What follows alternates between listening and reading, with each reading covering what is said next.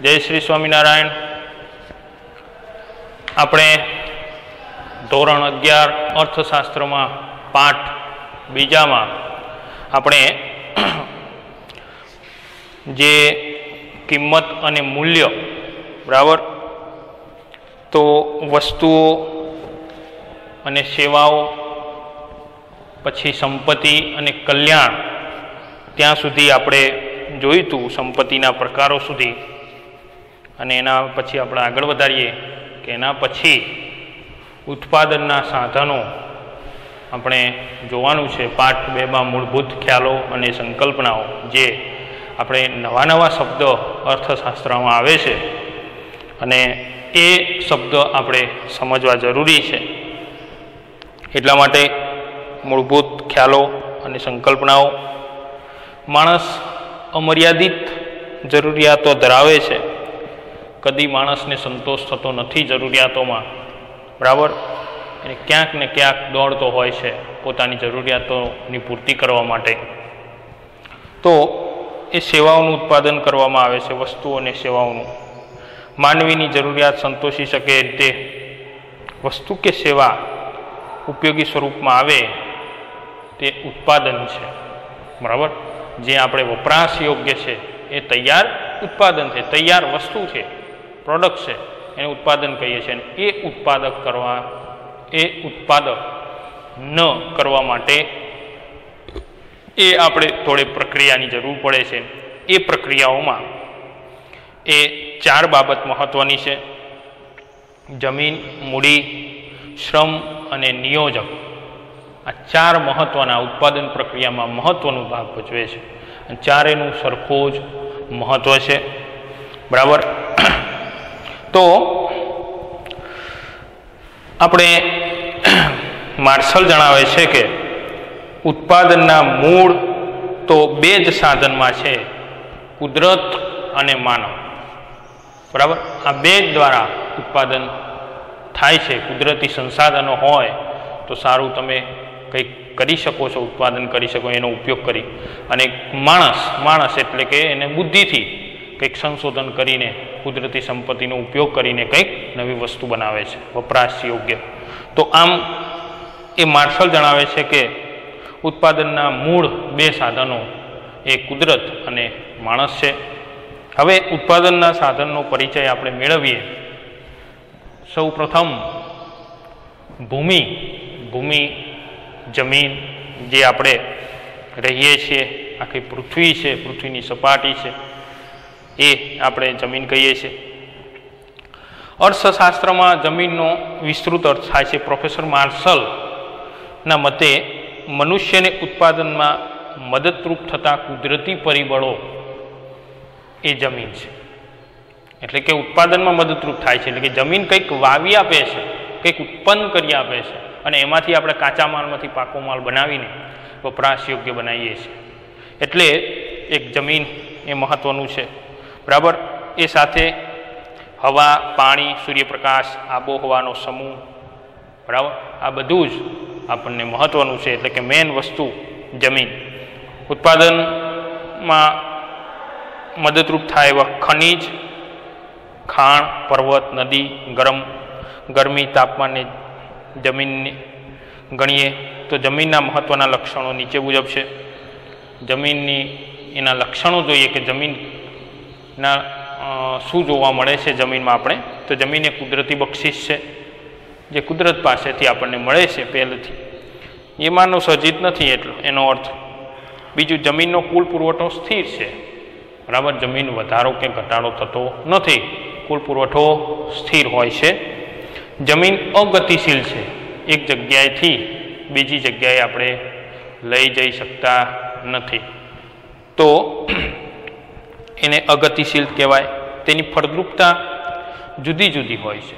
કોઈ જમીનની સારી ફળદ્રુપતા હોય છે, કોઈ જમીનની ઓછી ફળદ્રુપતા હોય છે.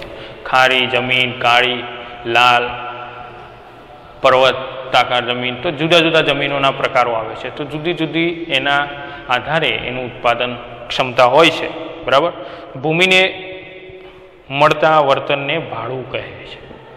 ભૂમિ, જે ભૂમિને જે વળતર મળે એને ભાડું કહે છે કે આપણે ભૂમિ કોઈ પણ જમીન રાખી હોય તો એને ભાડું ચૂકવવું પડે છે, તો એને ભાડું કહેવામાં આવે છે, વળતર આપવામાં આવે છે. તો આમ ભૂમિની વાત થઈ. હવે શ્રમ, શ્રમ એટલે કે માણસ જ શ્રમ કરી શકે છે, બાકી કોઈ શ્રમ તો કરી શકતું નથી. એટલે કે કુદરતી પરિબળો એટલે કે જમીન અને માનવી કે શ્રમ, બરાબર. માનવી એ જ શ્રમ છે. શ્રમની લક્ષણો જોઈએ કે શ્રમ એ શ્રમિક અવિભાજ્ય છે. શ્રમિક અવિભાજ્ય છે એટલે કે આપણાથી એને દૂર કરી શકાતું નથી, અવિભાજ્ય છે, એક સાથે જ માણસ અને શ્રમ. બીજું, શ્રમ નાશવંત છે, બરાબર. એકવાર શ્રમ કર્યા પછી એ નાશ પામે છે, ફરીથી એનો ઉપયોગ કરી શકાતો નથી, ફરીથી બીજો શ્રમ કરવો પડે છે કે એનો સંગ્રહ પણ નથી થઈ શકતો. ત્રીજું, સામાજિક માનસિક કારણો ગતિશીલતાને અસર કરે છે, બરાબર. શ્રમની ગતિશીલતાને સામાજિક અને માનસિક કારણો જે છે એને અસર કરે છે. દરેક શ્રમિકની કાર્યક્ષમતા જુદી જુદી હોય છે. જેમ જમીનની કાર્યક્ષમતા આપણે જુદી જુદી જોઈ, એમ દરેક વ્યક્તિઓની પણ કાર્યક્ષમતા, કામ કરવાની ક્ષમતા એ અલગ અલગ હોય છે. પાંચમું, શ્રમના પુરવઠાનો આધાર વસ્તી પર છે, બરાબર. શ્રમના પુરવઠાનો આધાર, વધારે વસ્તી હોય તો વધારે શ્રમ ખપે, ઓછી વસ્તી હોય તો ઓછો શ્રમ થઈ શકે. તો આવી રીતે એને વસ્તી ઉપર પણ આધાર છે. શ્રમને ચૂકવાતા વળતરને વેતન કહે છે. શ્રમને સામે કંઈક આપવું પડે ત્યારે એ શ્રમ કોઈ કરવા આવે છે, બરાબર. તો એને ચૂકવીએ છીએ, એને આપણે વળતર કહીએ છીએ. જે આપણે કોઈ પણ આપણે વસ્તુ, આપણે કારીગર હોય એને કંઈક બનાવવું હોય કે કરવું હોય તો સામે આપણે પૈસા ચૂકવીએ છીએ, તો એને વળતર કહેવામાં આવે છે. એને વેતન એટલે વળતરને વેતન કહેવામાં આવે છે. વેતન એટલે કે પગાર, બરાબર. જેમ કે એક શિક્ષક કામ કરતો હોય અને સામે એને પગાર ચૂકવવામાં આવે છે, વેતન કહેવાય કે વળતર, તો એને વેતન કહીએ છીએ. તો આ શ્રમની વાત થઈ. હવે ત્રીજી વાત, મૂડી. મૂડી એટલે કે એક નાણું, બરાબર. ઉત્પાદનનું માનવ સર્જિત સાધન, માનવે ઊભું કરેલું છે એક વ્યવસ્થા માટે, એને મૂડી કહીએ છીએ. સૌથી ગતિશીલ ઉત્પાદનનું સાધન છે મૂડી. જબરજસ્ત ગતિશીલ છે, સૌથી ઝડપી એ મૂડી ફરે છે, એકબીજાથી આખું ગોળ, આખું સ્ટ્રક્ચર, આખા સ્ટ્રક્ચરમાં મૂડી ફર્યા કરે છે. અછત ધરાવતું સાધન છે, કોઈક વાર ખૂટી જાય છે, અછતવાળું છે. મૂડીને વળતર તે વ્યાજ છે. મૂડીનું વળતર, મૂડી આલો તો એને આપણે કોઈક પાસે આપણે મૂડી લેવી પડે તો આપણે એને વ્યાજ ચૂકવવું પડે છે, કે મહિના પછી કે 2 મહિના સુધી આપણે પૈસા રાખીએ તો એને સાથે વ્યાજ ચૂકવવું પડે, તો એનું વળતર થયું કહેવાય. વ્યાજ કે વળતર, બરાબર. વળતર એ જ વ્યાજ. તો એવી રીતે મૂડીની વાત. નિયોજકની વાત કરીએ કે ઉત્પાદનના સાધનોનું સંયોજન કરનાર એ નિયોજક છે. બધું ભેગું કરીને, આયોજન કરીને સારું ઉચ્ચતમ એ ઉત્પાદન મેળવે છે, તો એને નિયોજક કહેવામાં આવે છે. જે વ્યવસ્થાપક કે નિયોજક વચ્ચે તફાવત છે.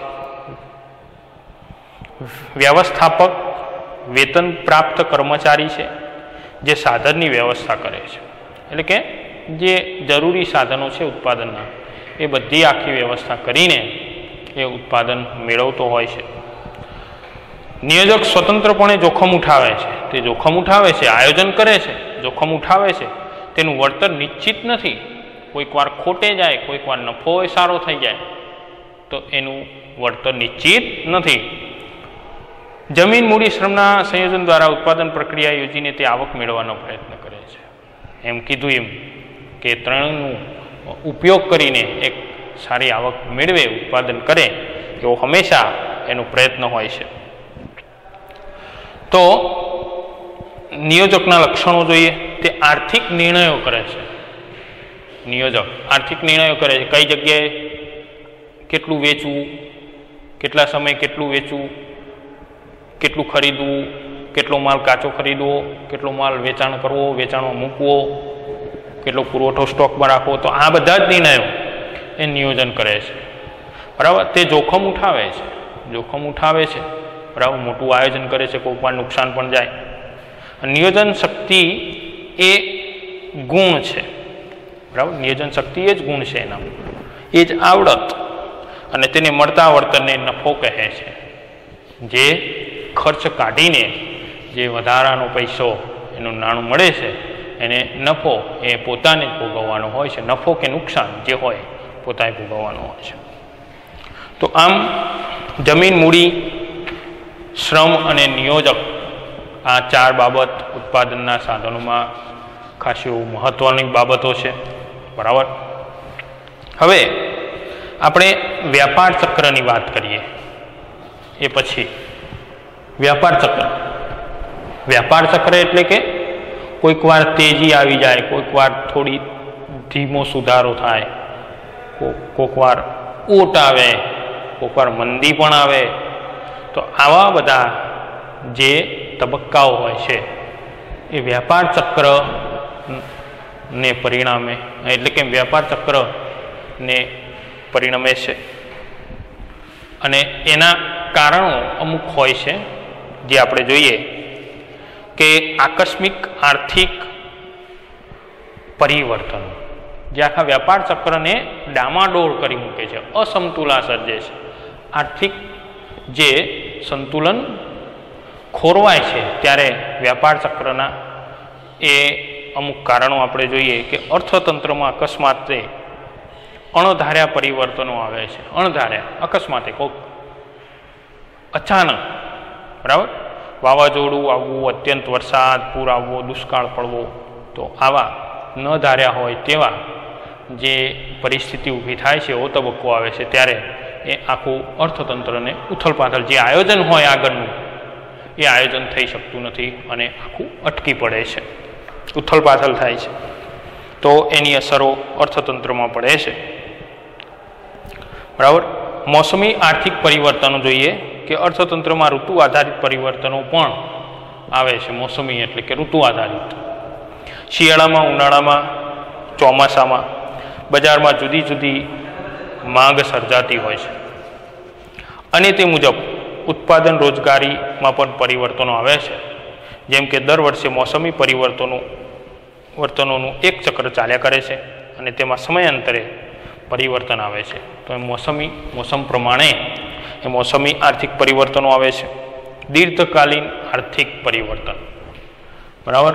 દીર્ઘકાલીન કે અર્થતંત્રમાં કોઈ ચોક્કસ દિશામાં લાંબા સમય સુધી પરિવર્તનની પ્રક્રિયા ચાલે છે તેને દીર્ઘકાલીન આર્થિક પરિવર્તનો કહે છે. એટલે કે લાંબા ગાળે એ અર્થતંત્રમાં સુધારો જણાય જ છે, કંઈક પરિવર્તન આવે જ છે, એને દીર્ઘકાલીન પરિવર્તન કહેવામાં આવે છે. જે એક જ દિશામાં હોય છે. બરાબર. અને ચોથું ચક્રવત આર્થિક પરિવર્તન. તો ચક્રવત આર્થિક પરિવર્તનો જે સમયગાળા દરમિયાન ઉર્ધ્વગામી અને અધોગામી આર્થિક વલણો સર્જાય છે, ચક્રીય આર્થિક પરિવર્તનો છે. અને આવા પરિવર્તનો નિશ્ચિત ન હોવા છતાં ઓળખી શકાય તેવા હોય છે. ઉર્ધ્વગામી એટલે કે કોઈક વાર આર્થિક રીતે બજાર ઉચકાઈ જાય અને કોઈક વાર નીચે બજાર પડી જાય. તો આવી રીતે એ આવા પરિવર્તનો જોવા મળે છે, પણ નિશ્ચિત ન હોવા છતાં તેને ઓળખી શકાય છે. વ્યાપાર ચક્ર આવા ચક્રીય પરિવર્તનો હોય છે. જુદા જુદા અર્થશાસ્ત્રીઓની વ્યાખ્યા પ્રમાણે આપણે જોઈએ કે વ્યાપાર ચક્ર શું છે. તો હેબલર જણાવે છે કે વારાફરતી આવતા સારા અને ખરાબ પરિવર્તનો, એ શું કહેવામાં આવે છે કે વ્યાપાર ચક્ર કહેવામાં આવે છે. હોટ્રે જણાવે છે કે વ્યાપારના સારા અને ખરાબ તબક્કાઓ જે વારાફરતી આવે છે તેને વ્યાપાર ચક્ર, એટલે હોટ્રેનું પણ એવું જ કહેવું છે. બરાબર. તેને વ્યાપાર ચક્ર કહેવામાં આવે છે. તો એના વ્યાપાર ચક્રના લક્ષણો આપણે જોઈએ કે વેપાર ચક્રમાં શું થાય. એક અર્થતંત્રમાં આર્થિક ઉથલપાથલ થાય છે, જે આપણે આગળ જોયું. અર્થતંત્રમાં સારા અને ખરાબ બે વ્યાપાર તબક્કાઓ આવે છે. ત્રીજું, મૂળભૂત રીતે અર્થતંત્રમાં વપરાશને પરિણામે ઉદ્ભવતી માંગના પરિવર્તનો છે. બરાબર, ઉદ્ભવતી માંગના પરિવર્તનો છે, એ પરિવર્તનો આવે છે. ચોથું, વ્યાપાર ચક્રીય ઉથલપાથલ સરખા સમયાંતર ઉદ્ભવતી નથી. જે ઉથલપાથલ છે, તેજી, મંદી, ભરતી, ઓટ, તો એ સરખા સમયાંતરે, એટલે કે 6 જ મહિને પછી તેજી આવે એવું હોતું નથી. એટલે કે સરખા સમયાંતરે એ ઉદ્ભવતું નથી. તો આ એના વ્યાપાર ચક્રના લક્ષણો છે. હવે વ્યાપાર ચક્રના તબક્કાઓ જોઈએ કે તેજી, ઓટ, મંદી અને સુધારણા. કે વ્યાપાર ચક્રમાં તેજીનો તબક્કો ક્યારે આવે, એમાં વ્યાપાર પ્રવૃત્તિ ઉચ્ચતમ કક્ષાએ વપરાશ અને માંગના ઊંચા દરને કારણે અર્થતંત્રમાં નફાકારકતા હોય છે. એટલે કે કોઈ પણ ધંધા, રોજગાર, વેપારમાં સારો એવો નફો થાય છે, માટે મૂડીરોકાણ અને રોજગારીનો દર ઊંચો જોવા મળે છે. કોઈક ને કોઈક એ નવા ઉદ્યોગો સ્થાપના કરે, નવા કંઈક નાના ગૃહ ઉદ્યોગો કે નવી દુકાનો કે નહીં. બરાબર, તો આવી રીતે એ ક્યાંક ને ક્યાંક મૂડીરોકાણનું કામકાજ ચાલુ હોય છે. બરાબર, તો એને તેજી કહેવામાં આવે છે. તો આ તબક્કો તેજીનો. હવે બીજું, ઓટ, કે નફાની અપેક્ષાએ મૂડીરોકાણ વધતા જાય છે. મૂડીરોકાણ કે ભાઈ 1ની 2 દુકાન કરીએ તો 2 દુકાનનો નફો આવશે. બરાબર, તો એવી આશાએ બીજી દુકાન કરે છે અને મૂડીરોકાણ વધારે થાય છે. સાધનોની માંગ વધતા તેની કિંમતો વધવા લાગે છે. તેથી ઉત્પાદનના ખર્ચમાં વધારો થતાં નફાકારકતા ઘટવા લાગે છે. ઉત્પાદનના ખર્ચમાં વધારો થાય છે અને નફાકારક એ ઘટવા લાગે છે, એટલે કે નફો ઘટવા લાગે. બીજી બાજુ લોકોનો વપરાશ ઘટતા અર્થતંત્રમાં નરમાઈ જોવા મળે છે. વપરાશ હવે ધીરે ધીરે લોકો ઓછો કરે છે, કે ઘણો બધો વપરાશ થઈ ગયો અને એના કારણે નરમાઈ જોવા મળે છે. માંગ ધીમી પડે છે, વપરાશમાં ઘટાડો થાય છે અને નવા મૂડી રોકાણો એ હવે ધીરે ધીરે ઓછા થાય છે. એટલે કે આકર્ષણ રહેતા નથી. હવે નવી મૂડીરોકાણ લોકો કરતા નથી. એટલે કે ધીરે ધીરે એને અહીંયા એનું મૂડીરોકાણ છે, જે તેજી છે, એ ધીરે ધીરે ઓછી થાય છે, એટલે કે ધીમી પડે છે. એને ઓટનો તબક્કો કહીએ છીએ. હવે ત્રીજું તબક્કો છે મંદી, કે માંગમાં ઘટાડો, પુરવઠાની છત ઊભી થાય છે. બરાબર, પુરવઠાની છત એટલે કે ઘણો બધો પુરવઠો બજારમાં થઈ ગયેલો હોય છે. મૂડીરોકાણથી ઘણો બધો પુરવઠો ઊભો થાય છે, માંગમાં ઘટાડો થાય છે, એટલે પુરવઠો ઘણો બધો બજારમાં છે. કિંમતો ઘટવાનું વલણ ધરાવે છે. પુરવઠો વધારે હોય તો બધાને પ્રોડક્ટો ઉત્પાદન કરેલું તો વેચવું પડે, નકર ખરાબ થઈ જાય. એના કારણે એ વેપારીઓ કે કંપનીવાળા એ પ્રોડક્શનના કિંમતમાં ઘટાડવાનું વલણ ધરાવે છે, માટે નફો ઘટે છે. અને નફો ઘટતા મૂડીરોકાણ અને રોજગારીમાં ઘટાડો થવા લાગે છે અને અર્થતંત્રમાં વધુ ભાવ ઘટાડાની આશા એ માંગ પણ અટકી જાય છે.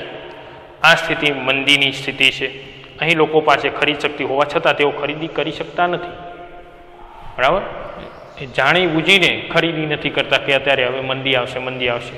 એ જાણી બૂજીને, અને માંગનો અભાવ મૂડીરોકાણ તથા રોજગારીને નિરાશ કરે છે. આમ માંગ ઘટે છે અને રોજગારીનું પણ અસર પહોંચાડે છે. રોજગારી પણ થોડી ઘટાડો થાય છે. તો આમ આ મંદીનો તબક્કો. હવે ચોથો તબક્કો જોઈએ, ચોથો છેલ્લો, કે સુધારણા. આ તબક્કા આવ્યા પછી ધીરે ધીરે પાછી પરિસ્થિતિ, એટલે કે લોકોના માનસ પાછા બદલાય છે. બરાબર, માનસિકતા એ બદલાતા અહીંયા સુધારણાનો તબક્કો આવે છે, કે અર્થતંત્રમાં વ્યાપારમાં વ્યાપક નિરાશામાં આપમેળે ખરીદી તરફી વાતાવરણ સર્જાય છે.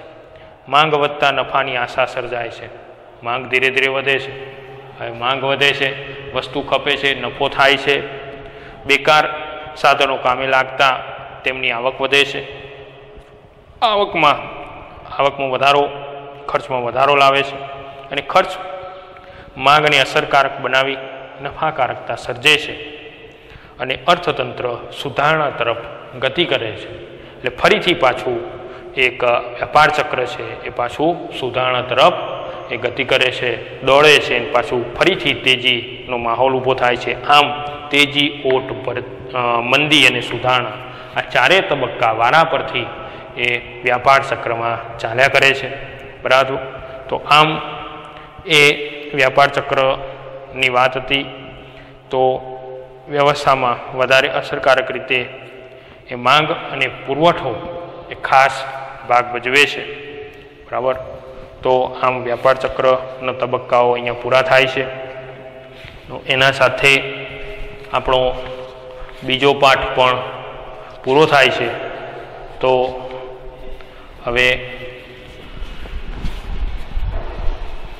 જય શ્રી સ્વામિનારાયણ.